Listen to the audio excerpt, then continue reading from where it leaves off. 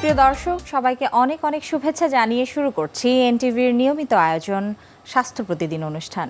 আপনাদের সঙ্গে আছি আমি ডাক্তার মোনা তাহসিন। আজ আমরা কথা বলবো নিপা ভাইরাসজনিত সমস্যা, তার প্রতিকার ও প্রতিরোধ।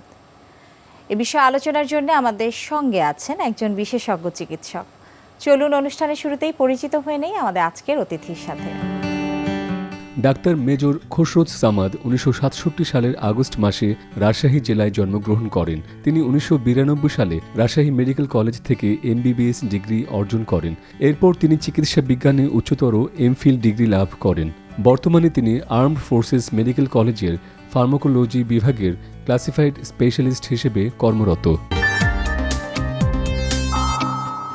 স্যার, আপনাকে অনেক অনেক শুভেচ্ছা এবং স্বাগত আমাদের আজকের অনুষ্ঠানে। ধন্যবাদ। স্যার, নিপা ভাইরাস, এই ভাইরাসটি কী ধরনের ভাইরাস এবং এটি থেকে কী ধরনের অসুবিধা হতে পারে? নামের ভেতরে আমরা দেখতে পাচ্ছি নিপা একটা অংশ, ভাইরাস একটা অংশ, তার মানে আমরা বুঝতে পারলাম এটা ভাইরাস। নামটা কোথা থেকে এসছে, এটা খুব একটা ফানি ধরনের মনে হচ্ছে। মালয়েশিয়ার একটি প্রত্যন্ত গ্রামের নাম হচ্ছে নিপা।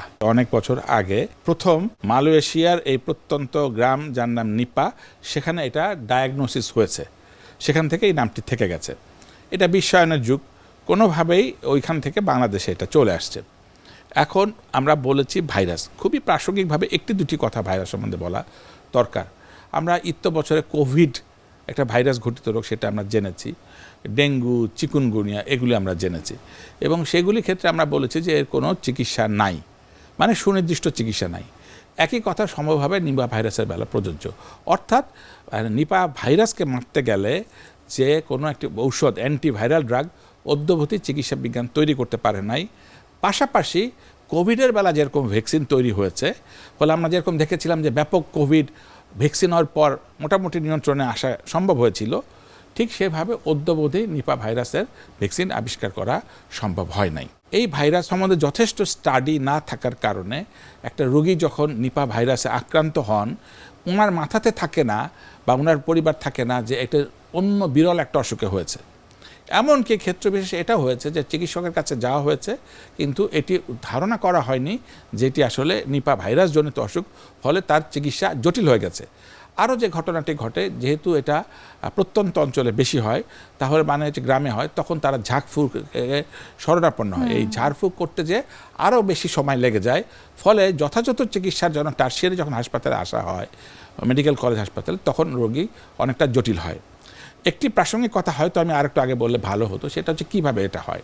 এটা একটা জুনোটিক জিনিস, অর্থাৎ প্রাণীবাহিত, যেগুলি বাদুর জাতীয় প্রাণী বা বাদুড়ি যদি আমি সুনির্দিষ্ট করতে বলি, খেজুরের গাছ শীতকালে তার একটা অংশ কেটে একটা স্ট্রাকচার টাইপ দিয়ে দেয়, প্রতি রস পড়তে থাকে এবং একটা মাটির হাঁড়ি টাইপ দিয়ে দেয়, সারা রাত ধরে পড়ে, এবং এটি আমাদের জন্য একটু সুস্বাদু খাবার এবং এটি বাংলাদেশের ইকোনমির সাথে জড়িত আমাদের। ঠিক তাই। তো এই ঐতিহ্য মনে করে আমরা পান করি, কিন্তু ওই যে বাদুর ওই মিষ্টি রস খেতে যে হাঁড়িতে বসেছিল, সে তখন তার ইউরিন করে এবং তার স্যালাইভা, লালা, এই দুটো থেকে যায়। হ্যাঁ, একটি কথা বলবার জন্য খুবই প্রাসঙ্গিক, ওই যে বাদুরটা এসেছে তার থেকে কিন্তু এটা আসলো, কিন্তু তার আবার লক্ষণ প্রকাশিত হয় না, সে শুধু বাহক মাত্র, রোগ ছড়ায় মাত্র। তো আমি তো বাদুরকে আসলে এটা বন্ধ করতে পারবো না। এখানে আরেকটা মিসকনসেপশন আছে, এটাকে মনে করে অনেকে ঢেকে দেয় যে ইউরিনটা না পড়ে। এটা কোনোভাবেই বিজ্ঞান ভিত্তিক তথ্যপাত্রকে সাপোর্ট করে না। তার মানে আমি বলতে চাইছি যে সাধারণ অর্থে কাঁচা খেজুরের রস, আমরা সেটা জানি না এটা অলরেডি ওই ইউরিন অর্থাৎ নিপা ভাইরাস দ্বারা সংক্রমিত কি সংক্রমিত না। তাহলে এই অনুষ্ঠান থেকে আমরা একটা বার্তা দিতে চাই, শীতে আমরা খাজা রস খেতে পারি, খেতে গেলে মূলত এটা রসকে গুড় করে নেওয়াটাই সবচেয়ে বিজ্ঞানসম্মত। অনেকে জাল দিয়ে গরম রস খেতেও পছন্দ করেন বা সেটিও খায়, অনেকেই পিঠা তৈরি করে সেটি দিয়ে। তো এটি কি আসলে এটি সম্ভব, এই ভাইরাসটিকে এটি সম্ভব জি দূর করতে পারে? জি, তার মানে আমরা কাঁচা খাবো না, যদি খেতে হয় তাহলে জাল দিয়ে এবং এমন একটা টেম্পারেচারে নিব সাধারণ বুদ্ধিবৃত্তি দিয়ে, যেন একটি ভাইরাস এটাতে মরে যেতে পারে। অর্থাৎ হাই টেম্পারেচারে এই ভাইরাস সারভাইভ করে না। স্যার, কি ধরনের উপসর্গ হতে পারে বা কি হতে পারে, একেবারে মৃদু থেকে যদি আমি সিভিয়ার পর্যন্ত চিন্তা করি, কি কি হতে পারে? এইটারও সিমটম ভ্যারি করে, মূলত নিউরোজেনিক। মূলত যেটা হয় যে এনকেফালাইটিস হয়, ব্রেনে প্রদাহ হয়, এটি সবচেয়ে তার জন্য ঝুঁকি। এবং এর অদ্যাবধি 100 জন রোগীর ভিতরে 70% রোগী মৃত্যু হয়ে গেছে। তার মানে এটি আসলে খুবই জটিল এবং ভালোভাবে অ্যাড্রেস করতে হয়। আমি একটু আগে বলেছি যে রোগী নির্ণয়টাও খুব দেরিতে হয়ে যায়, ডাক্তার কাছে আসতেও দেরি হয়ে যায়, ডাক্তারের ক্ষেত্রেও কখনো কখনো রোগী দেরি হয়ে যায়। সুতরাং এই যে লক্ষণ যদি প্রকাশিত হয় এবং শুধু যেন হিস্ট্রি দেন যে এটা উনি খেজুরের রস পান করেছেন, তখন এটা খুবই দ্রুতভাবে হাসপাতালে নিয়ে যাওয়াটাই হচ্ছে চিকিৎসা বিজ্ঞানের পক্ষে ভালো হবে। স্যার, খিঁচুনি কিংবা অনেক সময় অজ্ঞান হয়ে রোগীরা আমাদের কাছে আসে এবং আমরা যখন হসপিটালে এই ধরনের কেসগুলো ডিল করি, তো আমাদেরকে সবসময় এনকেফালাইটিস কিংবা যদি নেক রিজিডিটি থাকে সেক্ষেত্রে স্যাররা আমাদেরকে সাবধান হতে বলেন। তো এর ক্ষেত্রে আসলে কেন সাবধান হতে বলা হয়, বা রোগীর লোকজন কিন্তু তার সংস্পর্শে এসে থাকেন, তো এটি কি আসলে কোনোভাবে ছড়াতে পারে? না, ধরা যাক কোভিড, একজন আছে তার সাথে আমরা কি বলেছি যে সামাজিক দূরত্ব বলেছি, আমরা মাস্ক পরবো, আমরা হ্যান্ডশেক করবো না, এভাবে এটি ছড়ায় না। আমরা আগে বলেছি যে এটা মূলত জেনেটিক, আরও তার প্রচ্ছাপে মানুষের হয় কিনা এটা আরও হয়তো ভবিষ্যৎ গবেষণা বলবে, বাট আমাদের কাছে যে তথ্যপাত্য আছে সেটা যে কথাগুলি আমরা আলোচনা করেছি এভাবেই ছড়ায়। এখন এপিলেপসি বা অন্যান্য কারণেও কিন্তু এই খিঁচুনি হতে পারে। তার মানে সকল খিঁচুনিই কিন্তু যে নিপা ভাইরাসের জনিত এটা বলা যাবে না। বারবার করে আমি বলছি হিস্ট্রিটা নিতে হবে যে উনি খেজুরের রস পান করেছেন কি করেন নাই। যদি খেজুরের রস পান করে থাকেন তাহলে পারে প্রথম ডায়াগনোসিস হিসাবে, প্রথম রোগ হিসাবে আমাদেরকে এটাকে বিবেচনায় নিতে হবে। এবং এটার জন্য টেস্ট আছে একটা, যেভাবে আমরা ডেঙ্গু টেস্ট করি, যেভাবে একটা কোভিড টেস্ট করি, সেটা দিয়ে যথাযথ করতে হবে। একটা অ্যান্টিজেন টেস্ট আছে, কিন্তু যখন আমরা সিদ্ধান্ত নিতে যাব চূড়ান্ত, তখন অ্যান্টিজেন টেস্টের পাশাপাশি অ্যান্টিবডি বা কনফার্মেটরি টেস্ট করে নিয়েই চিকিৎসাতে যাওয়াটাই প্রফেশনালি অ্যাড্রেস হবে। আসলে যদি কেউ এইভাবে আক্রান্ত হয়ে একেবারে জ্ঞান হারিয়ে কিংবা খিঁচুনি হয়ে আসে, এই ধরনের রোগীর কি আসলে ভালো হওয়ার সম্ভাবনা আছে কিনা? আমরা একটা ডাটা বলেছি যে 70% রোগীকে আমরা বাঁচাতে পারিনি। আচ্ছা। তো সম্ভবত ব্যাপারটা এরকম ছিল যে এটা অনেক দেরিতে শুরু হয়েছে। তো আমরা যে কোনো চিকিৎসা দুভাবে করি, একটা হচ্ছে লক্ষণ ভিত্তিক, তাহলে তার যে খিঁচুনি হচ্ছে বা এপিলেপটিক যে সিনড্রোম, অ্যালাইক সিনড্রোম হচ্ছে, সেটাকে যদি অ্যাড্রেস করা যায় তাহলে পারে উনি কষ্ট পাচ্ছেন না। কিন্তু যেটা নিপা ভাইরাস, তাকে তো আমরা বারবার করে বলছি একে আমরা মারতে পারছি না, কিন্তু এটার থেকে যেন জটিলতা না হয়, সেকেন্ডারি কোনো ইনফেকশন না হয়, সুপার কোনো ইনফেকশন না হয়, সেই জন্য হয়তো অ্যান্টিবায়োটিক লাগতে পারে, কিন্তু অ্যান্টিবায়োটিক তার যথাযথ চিকিৎসা না। তাহলে আমরা তার লক্ষণ ভিত্তিক চিকিৎসা দিব। আমি বারবার বলতে চাচ্ছি, এক রোগীর সাথে আর এক রোগীর লক্ষণ হেরফের হবে এবং তার সেই হাসপাতাল যেতে যেতে লক্ষণ অনেক পরিবর্তিত হয়ে যেতে পারে। শিশুর ক্ষেত্রে এটা আরও ঝুঁকিপূর্ণ, গর্ভতে যাদের সন্তান আছেন, গর্ভবতী বা ওনার জন্য ঝুঁকিপূর্ণ, যিনি স্তন্য দান করেন তার জন্য এটা ঝুঁকিপূর্ণ, যাদের সেকেন্ডারি ইনফেকশন আছে তাদের জন্য ঝুঁকিপূর্ণ, যাদের লাইফস্টাইল ভালো না বলতে আমরা যেটা বুঝি সেটা, এবং যাদের কোমরবিডিটি আছে, ধরো যে কিডনি ডিসঅর্ডার আছে, তার হাইপারটেনশন আনকন্ট্রোল আছে, তার ডায়াবেটিক ম্যালাইটাস আনকন্ট্রোল আছে, এই যদি কোমরবিডিটি থাকে, অথবা তার ক্যান্সারের আগে থেকে আছে, অথবা উনি কোনো ইমিউনোসাপ্রেসেন্ট কোনো ওষুধ উনি আগে থেকে খাচ্ছেন, তাহলে ওরা রোগ প্রতিরোধ ক্ষমতা অন্যদের তুলনায় কম হওয়ায় এই ভাইরাস তাকে পেয়ে বসে এবং অনেক জটিল আকারে সংক্রমণ করে।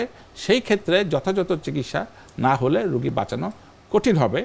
সাধারণত এই রোগীকে আমরা আইসিইউতে নিয়ে যাই, ইন্টেন্সিভ কেয়ার ইউনিট, আমাদের এর ভিতরে কিছু ধারণা হয়েছে, সেখানে নিবিড় পরিচর্যার মাধ্যমে তাকে প্রয়োজন হলে অক্সিজেন এবং অন্যান্য লাইফ সাপোর্ট ট্রিটমেন্ট মাধ্যমে চিকিৎসাটা করলে অনেক ক্ষেত্রে ফলাফল একেবারেই যেতে পারে। স্যার, আপনার কি মনে হয় এটিকে আসলে এই ছড়ানো আমরা বন্ধ করতে পারি কিনা, বা এটি কি ক্রমান্বয়ে বাড়ছে কিনা, বা কি হতে পারে, সম্যক ধারণা যদি দিতেন। একটি খুব সহজ একটা সমীকরণ বলি, এটা খেজুরের রস থেকে হচ্ছে, কাঁচা খেজুরের রস, তাহলে নো কাঁচা খেজুরের রস পান equal to no Nipah virus.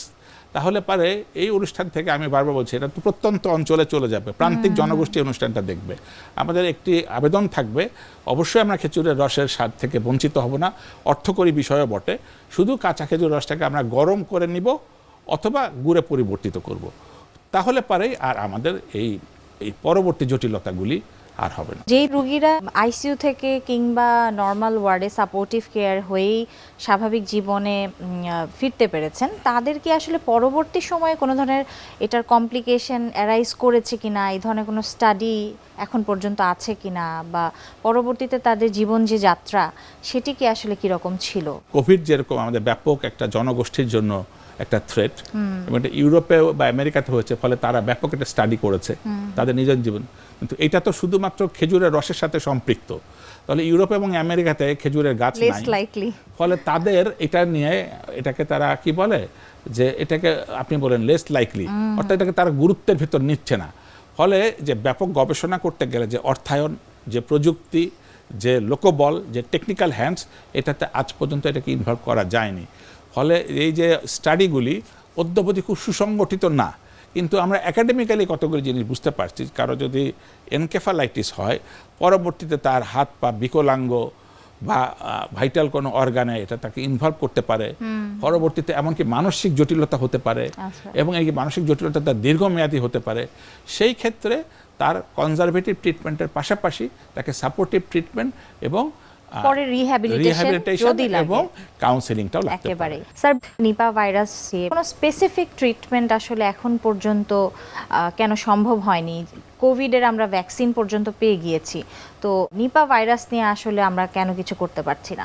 আমরা বলতে চাইছি যেটা ভাইরাস, অণুজীব সম্বন্ধে একটু ধারণা খুবই প্রাসঙ্গিক।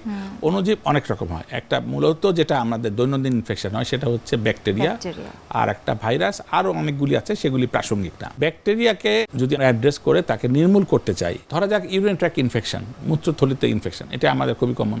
বাচ্চাদের রেসপিরেটরি শ্বাস প্রশ্বাসের ইনফেকশন, এটি কমন। Pneumonia common. এগুলি মূলত ব্যাকটেরিয়া জনিত অসুখ। তাহলে যদি ব্যাকটেরিয়া জনিত অসুখ হয়, ব্যাকটেরিয়ার বিরুদ্ধে অ্যান্টিবায়োটিক, এই শব্দটি আমাদের ব্যাপক পরিচিত, অ্যান্টিবায়োটিক দিলে চমৎকার কাজ করবে, এবং ধরা যাক 7 দিন বা 5 দিন বা যেটা যেরকম আছে সেটা ভালো হয়ে যাবে। সম্প্রতিকাল টাইফয়েড নিয়ে আলোচনা হচ্ছে, টাইফয়েডও আমাদের কিউরেবল ডিজিজ। কিন্তু আমরা শুরু করেছিলাম যেটা যে ভাইরাস দ্বারা যেই সমস্ত অসুখগুলি হয় সেগুলিকে অ্যান্টিভাইরাল ড্রাগ, যেটা খুব সফলভাবে চিকিৎসা করে আমরা তৃপ্ত হই, এরকম কোনো ঔষধ আমাদের হাতে অদ্যাবধি আসে নাই। তার উদাহরণ হিসেবে আমরা বলেছি এইডস, এটা HIV দ্বারা হয়, তার চিকিৎসা নাই। কোভিড ভাইরাস COVID, তার নাই। SARS, সার্স নাই, মার্স নাই। এমনকি দৈনন্দিন জীবনে যে 7 দিনের যে ফ্লু হয়, ইনফ্লুয়েঞ্জা হয়, আমরা তো এই কথাটা বলি যে মেডিসিন খেলে 7 ডেজ, না খেলে 7 দিন, অর্থাৎ তো লাইফ স্প্যান 7 দিন, ওই 7 দিন সে থাকবেই।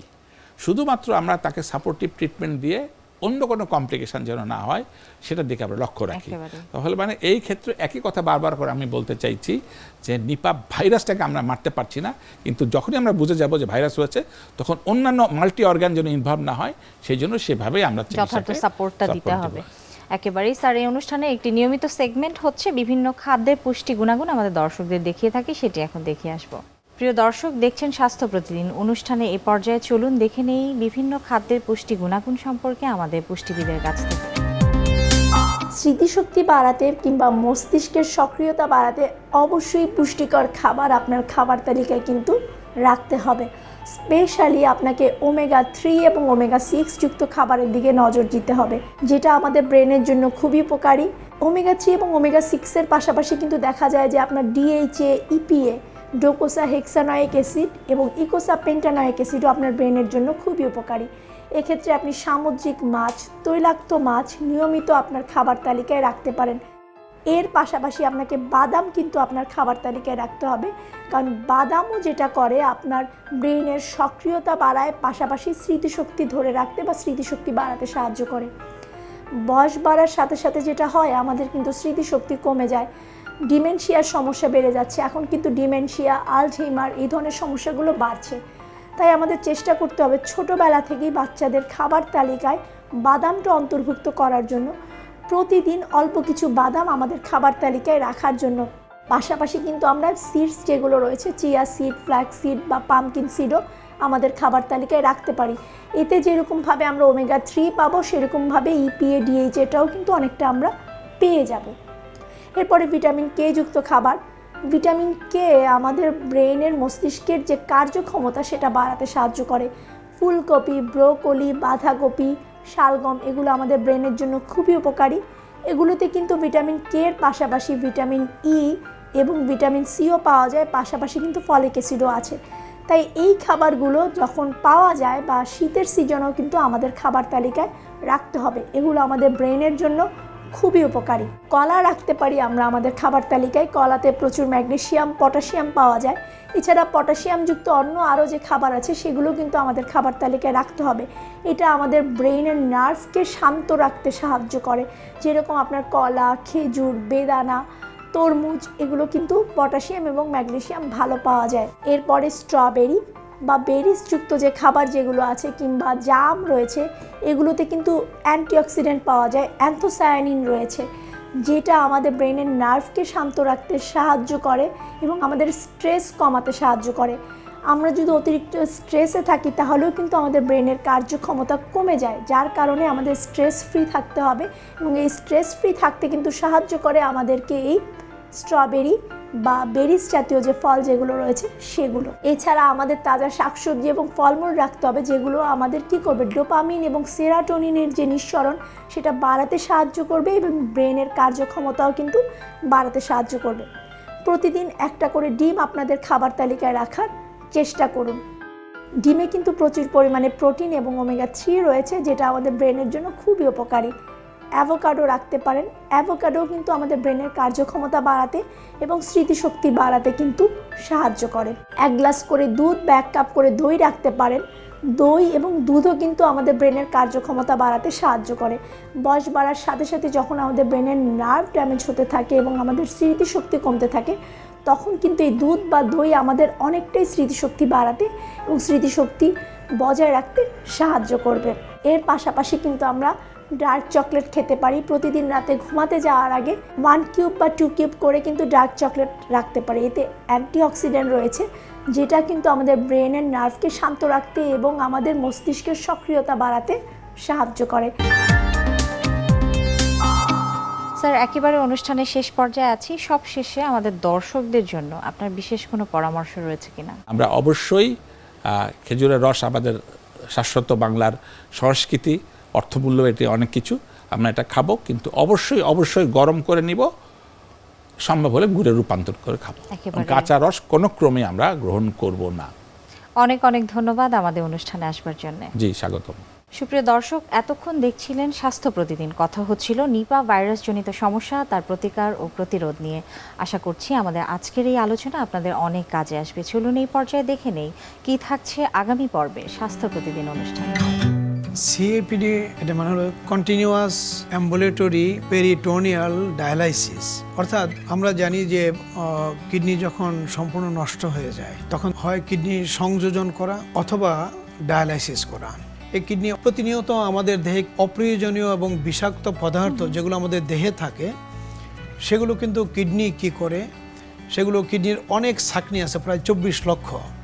সেই ছাঁকনি সেকে আমাদের দেহের জন্য যেগুলো প্রয়োজনীয় সেই উপাদানগুলো ধরে রাখে এবং অপ্রয়োজনীয় এবং বিষাক্ত যে উপাদান সেগুলো প্রস্রাবের সাথে বের করে দেয়। বিশ্বের যে কোনো প্রান্ত থেকে যে কোনো সময় আপনাদের প্রিয় অনুষ্ঠান স্বাস্থ্য প্রতিদিন দেখতে ভিজিট করুন আমাদের পূর্ণাঙ্গ ওয়েব পোর্টাল www.ntvbd.com এ। এছাড়াও এনটিভির জনপ্রিয় সব অনুষ্ঠান ও খবরের আপডেট পেতে ভিজিট করুন আমাদের ইউটিউব ও ভেরিফাইড ফেসবুক পেজ। আজ এখানেই শেষ করছি, আবারও দেখা হবে। সে পর্যন্ত সবাই ভালো থাকুন, সুস্থ থাকুন, থাকুন নিরাপদে। আল্লাহ হাফেজ।